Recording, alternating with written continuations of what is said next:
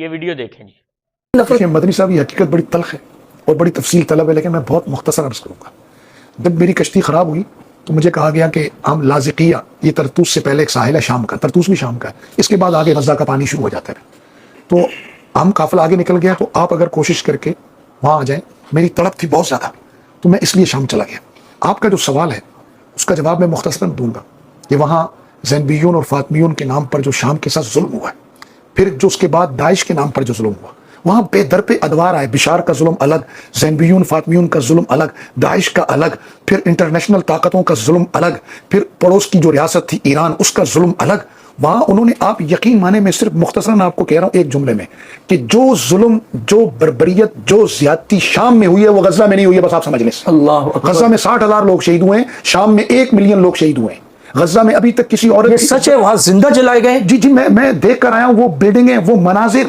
آپ عصمت دریاں ہوئی ہیں؟ عصمت دریاں نہیں ہوئی، پری پلان عورتوں کو قید رکھ کر عصمت دری ہوئی، اور پھر ان سے زبردستی بچے بھی، نعوذ باللہ، میں سے آگے کچھ نہیں کہہ سکتا، پیدا کروائے گئے۔ انا للہ و انا الیہ راجعون۔ وہ صحیح کہا ہے کسی نے، وضع میں تم ہو نصارہ، تمدن میں ہو ہنود، یہ مسلمان ہیں جنہیں دیکھ کے شرمائیں یوں۔ حقیقت یہی ہے کہ شام کے اندر جو ظلم ایران نے کیا ہے وہ غزہ کے اندر، فلسطین کے اندر اسرائیل بھی نہیں کر سکا۔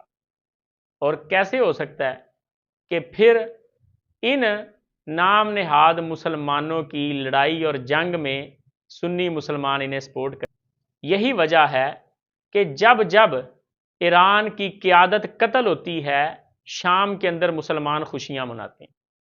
اور مجھے یاد ہے جب علی لارجانی کا قتل ہوا تو شام کے ایک صحافی نے ٹویٹ کیا، وہ کہتا یہی وہ شخص ہے جس کے ایک ووٹ کی وجہ سے شام میں ظلم ہوا تھا۔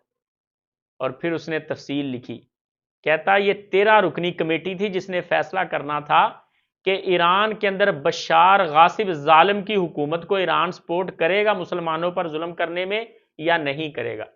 تو 6 ممبروں نے ووٹ یہ دیا کہ ہمیں اس کی معاونت کرنی چاہیے، وہ بھی ہمارا شیعہ بھائی ہے، اور 6 نے یہ کہا کہ ہمیں دخل اندازی نہیں کرنی چاہیے، یہ ان کا اندرونی معاملہ ہے۔